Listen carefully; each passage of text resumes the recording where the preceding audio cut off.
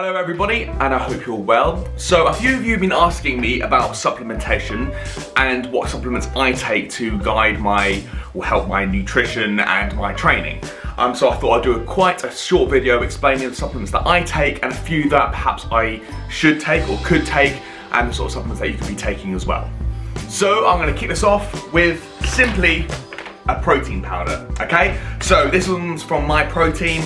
It costs about 30 odd pounds, it'll last me about a month or so. So as we know, protein is kind of the building blocks of muscle mass. Whenever you want to accumulate muscle mass, improve your performance, you're gonna have to get enough protein. Now for a few of us, protein requirements are quite high.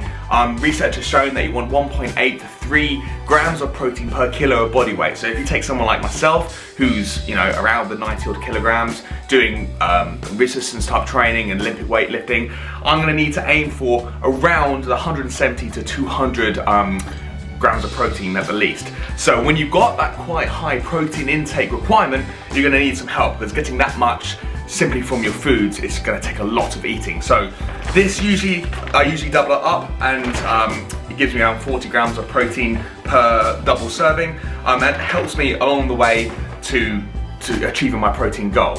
I take it twice a day, once after training generally speaking, and once before bed. And on non-training days I usually take it just as my sort of mid-morning meal, so after breakfast.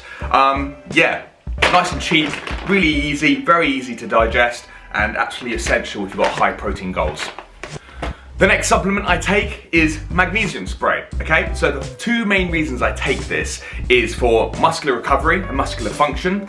Also, it's been shown to help you and help your sleep and your quality of sleep as well. So I usually take it just before bed. I do about 10 sprays, and I say, it's really helped my sleep and the quality of sleep, which allows me to recover better and therefore train harder the next day. This cost around, I think like £8 from Amazon. So really cheap. It will at least last me around 2 months or so. So yeah, really recommend it to anyone who wants to improve their sleep and muscular function. So the next supplement that I take, I don't have an example of because it's just a little packet of pills.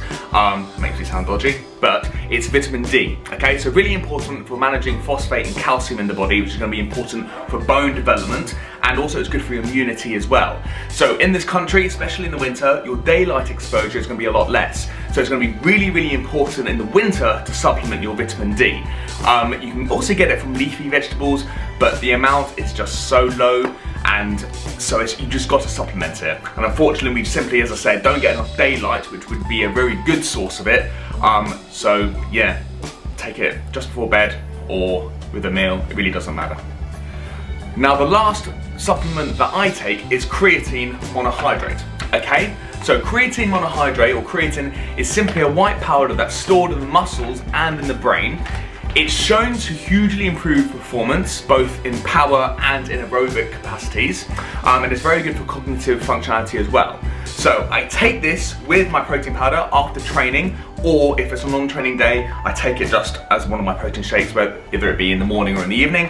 I take 9 grams of it, because I basically do 9 grams per kilo of body weight. But basically, taking it every day, 5 to 10 grams, is going to hugely help your performance both in the gym and at work, or any sort of brain skill that you need. So those are the 4 supplements that I take. I could also take an omega-3 or fish oil, but I actually eat fish quite regularly, basically every day, so I feel like my money could be best spent on other things.